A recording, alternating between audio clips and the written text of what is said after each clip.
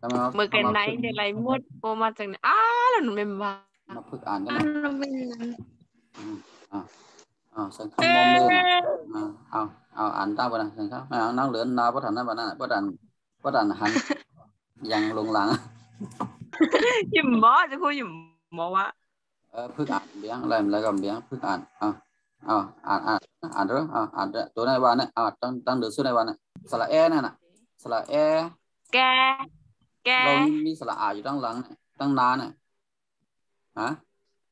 ก็เหรอแกนั่งกอว่าเหรอเนี่ยทำไมสังคมนั่งกอว่าเนี่ยแกchọn chờ năng lớn ใจอ่ะใจนะอันนี้อ่านว่าแกะเนี่ยนะสังเกตนะแกะนะมีสระอาเนี่ยจะเป็นแกะพอมีสระอาเนี่ยที่เราอ่านว่าแกะนั่นเนี่ยอ่านเขาเห็นเนี่ยสระแอเนี่ยสระแอขีดไว้ในเราก็มีสระอาอยู่ตั้งน้ำอย่างนั้นนะอันนี้ขีดไว้เนี่ยเดี๋ยวมือเลยนะเขาเอาก็ไก่ไม่เสร็จเตี้ยมใช่ไหมก็ไอสระแอก็ไก่แล้วก็สระอาอยู่ตั้งน้ำอย่างนั้นก็ต้องแกะเนี่ยนะพอแกะพอเส้นเหลวพอเส้นเหลวอย่างนั้นเนี่ยเกะเนี่ยพอเส้นเหลวเนี่ยเกะนะเพราะฉะนั้นแกะเสียงกับปืนกันนั่นแก่ก็นะเห็นไหมเดี๋ยวว่ากับกำก็มาลืมอะไรเก่านะเอาว่าเสียงเข้ามาแกะแกะนะยึดแกะนะแกะนะว่าแกะไปแล้วเนาะนั่นแหละแกะเอาตัวนั้นเนาะเอาตัวนั้นเนาะแพะพอพานเสียงแกมแพะเนี่ยนะอันแกะเป็นแพะก็ในหนาหันนะสัตว์สองตัวในหันนั่นแกะในมือเขาบนห้องยังไงแกะน่ะอันอ่านว่าแกะอันอ่านว่าแพะนี่นะต้องไหมนะเอาตัวนี้แล้วเมื่อเหมือนตั้งเขาเขียนไว้นะเสียงกลางก็เสียงกลางเสียงสูงก็เสียงสูงเสียงต่ำก็เสียงต่ำเมื่อในมันออกมาล้อกันหมดนะตั้งเสียงกลางเสียงสูงเสียงต่ำล้อกันหมดนะต้องไหมนะหรือว่าตั้ง3 ตัวเลยบนเอาตัวนี้ว่าเอาเสียงข้ามแต่สระเอแต่มันตึกสั่งเตขอหีบเฮ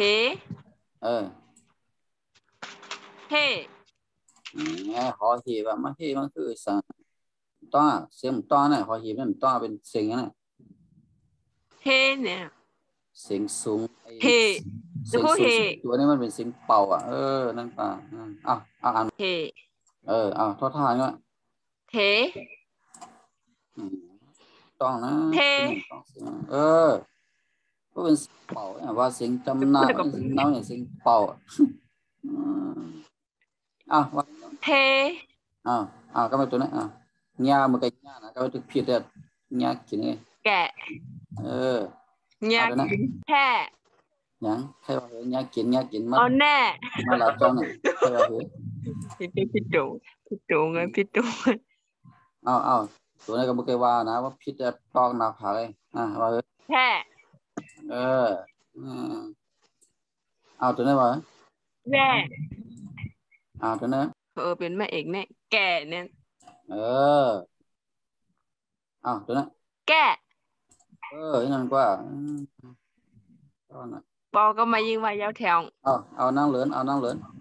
เปิดอดตะแคดกันนะ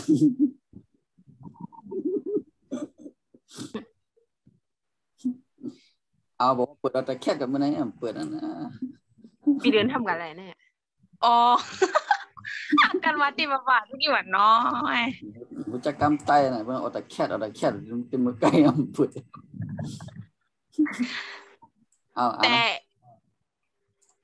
แต่เนี่ยมันจะแต่นะเพราะแต่สระแอนะเพราะเป็นสระแอเนี่ยแล้วก็ไม่เอกเนี่ยแต่นั่นนะเพราะเป็นสระแอนั่นน่ะเอาวันก็แต่ขอหีบแห่สั่งแบบนี้ไม่เอกมาแห่มาเหยสั่งแห่เอาหีบเอามีไม่เอกที่ว่าไหนก็ว่าได้เสียงไม่เอกแห่ว่าก็แห่ไม่ทั่วก็ไหม ว่าว่าเสียงแกะมีไม่ทั่วว่าแท้นั่นน่ะอ้าวแท้สระแอมไปมีไม่เอกไม่ทั่วกันแท้นะแม่อันนั้นแร่ว่าก็แร่นั่นน่ะนั่นน่ะแร่แร่อันนั้นปูนั่นน่ะตูมาตีซะตู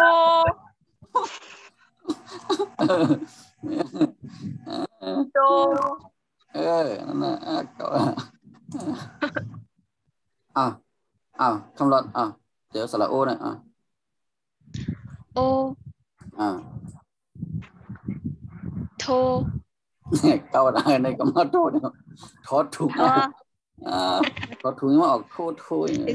านเนี่ยโทเอาวันนั้นโทโทนะต้องไหมนะกูก่อนนะทอดถูกนั่นเป็นปอบนะอย่าไปกับเอาสิ่งจำนานละนะคิดว่าเราสิ่งจำนานนะเป็นสิ่งปอบกะว่างหิมlagiกะว่างรอดตัว lagi เป็นสิ่งปอบหมดนะโซ่กันไหมเอาตัวนั้นโซ่เอาตัวนั้นโมก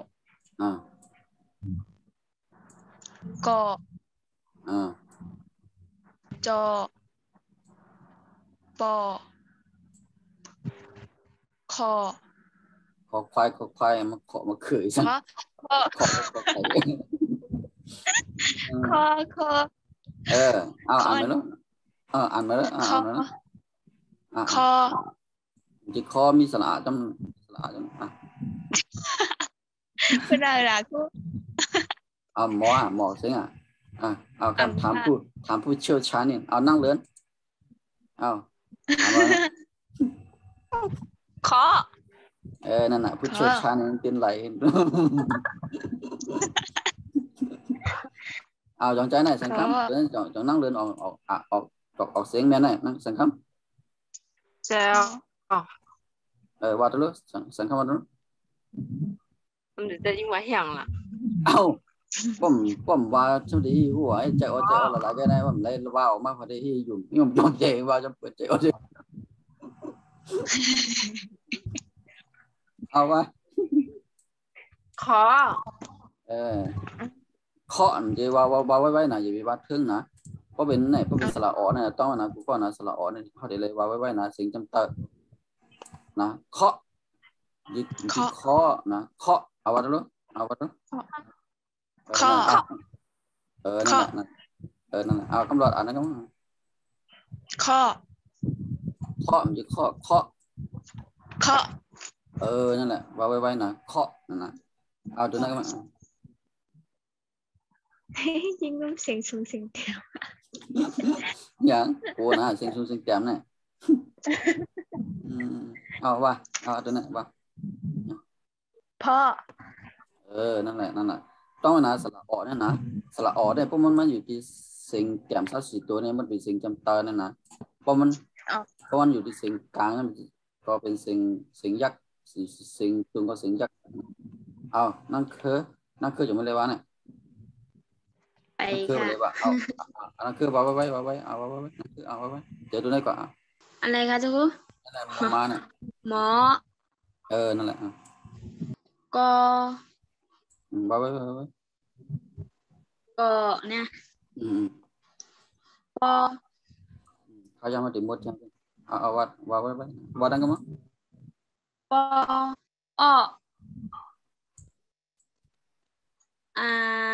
ถอดถุงเนี่ยถอดถุงไม่เอกฮะ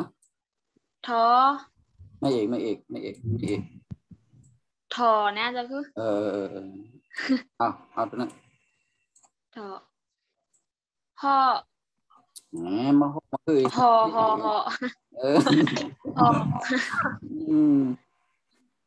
อเข้าห่อผ้าห่อปลานั่นน่ะว่าก็ว่าอะไรกันมั้งทอเอาตัวนั้น เนี่ยนะเอาแถวอ่ะพอสิ่งแต้มออกจำเตอไอ้อย่างพอสิ่งจำออกสิ่งเป่าสิ่งเป่าสิ่งจำเตอว่าก็เนี่ยเอาช่อช่อนั่นแหละต้องไปนะไม่เอกเนี่ยเพราะมันอยู่ที่สิ่งแต้มท่าสี่ตัวนี้มันเป็นสิ่งจำเตอเนี่ยนะต้องไปละ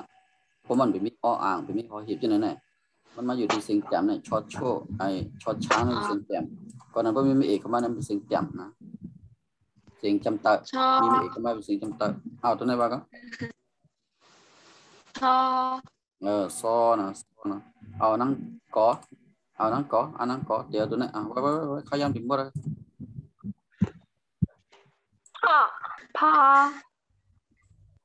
พาเอาเทียงยาวสุดยอดต้องเสียงวันหนึ่งนะเมื่อกี้นั่งขึ้นนะเสียงสูงจะออกเสียงแจ่มก็ไม่เสียงแจ่มนั่งก็จะออกเสียงสูงเอาว่าก็ปูนั่นแหละแม่น่ะตัวตั้งชื่อปูอันนั้นก็ปู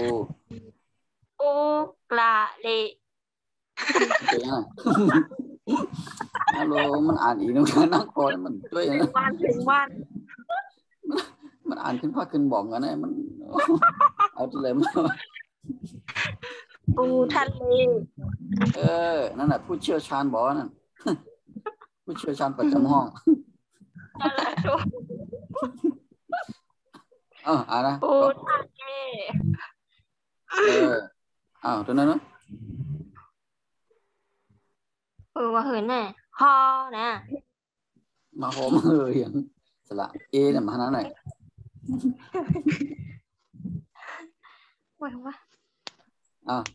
วัดตั้งหลังกันก็เลยวัดตั้งนานกันเอาหรือไว้ตัวเรือเนี่ยเอาอันนั้นเฮเฮก็ไม่วัดตั้งหลังกันไม่เรื่อง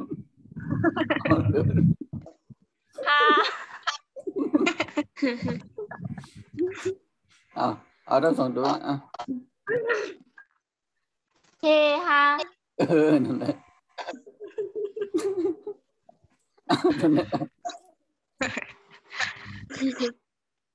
ลาเก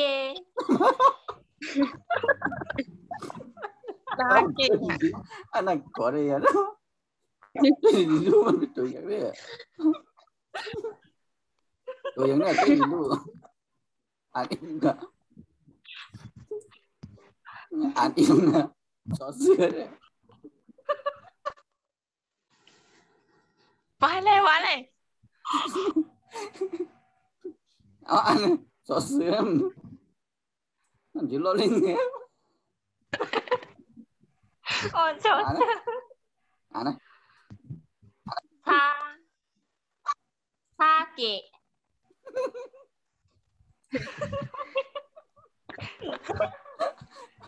สักทีสักวะ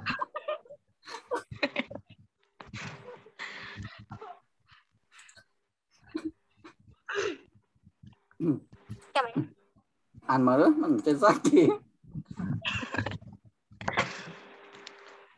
ถ้าแกะรู้ไว้หิบมันเป็นก็มาหิบที่นั่งฝนมันจังหิบเนาะเอาอ่านมาแล้วมันจะสักแกมันสอเสือเอาสอเสือนะอ่านไว้หน่อยช้านั่นแหละเอาก็ไม่ก็ไก่อ่านไว้เกนั่นแหละลูกอ่านทั้งสองตัวไหมทาเกนั่นแหละสาเกตัวนั้นก็ไม่เอาว่าตั้งน้ำไปก่อนเวก็ไม่ว่าตั้งน้ำเราหยาบจริงๆเนาะพูดที่อ่านอะไรนี่เลยวัดปัดอะไรที่ลาอ่านทั้งสองตัวด้วยว่าก็เวลานั่นแหละก็ไม่ตัวนั้นพาถูกว่าก็พาถูก สองไม่เอกเนี่ยนะตัวลีโล ผ้าโถ ตรงผิดตัวยังถูกก็ตรงถูกยังอ่ะผิดจังตรงโลจริงเนี่ยมาอันนั้นก็มั้ง ผ้าโถ มันไม่เอกไปไหนแต่ไม่โถดิ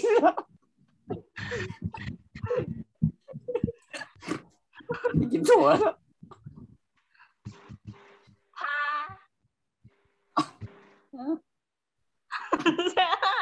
อ่านว่าเนี่ยนั่งรออ่านดู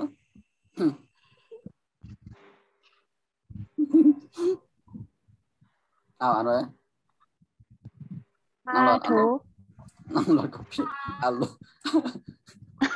ใจฟ้ามันเป็นฟ้าน่ะฟ้าเนี่ยนั่งรอฟ้านั่นน่ะ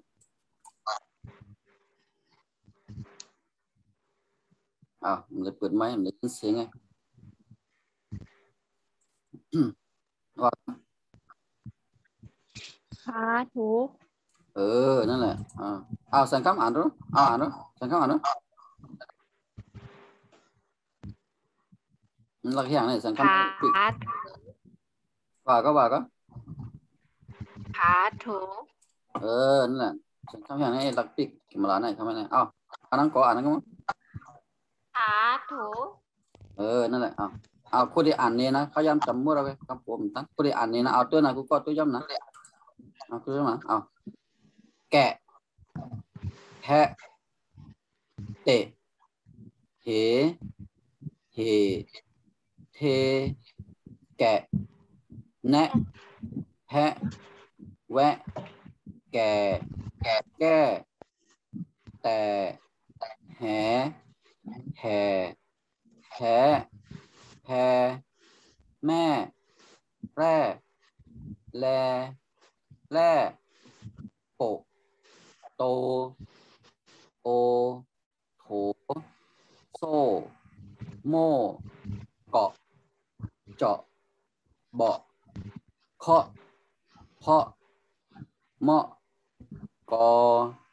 ปอปออ้อปอหอคอ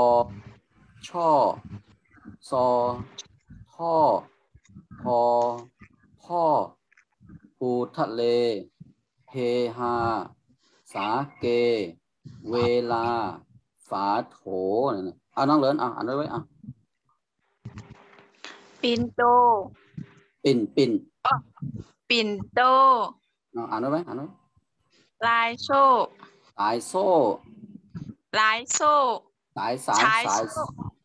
สายโซ่มีดโต มีดโต้ มีดโต กะโล กะโล กะโล ตะโก้แพ้เกะแพ้แกะ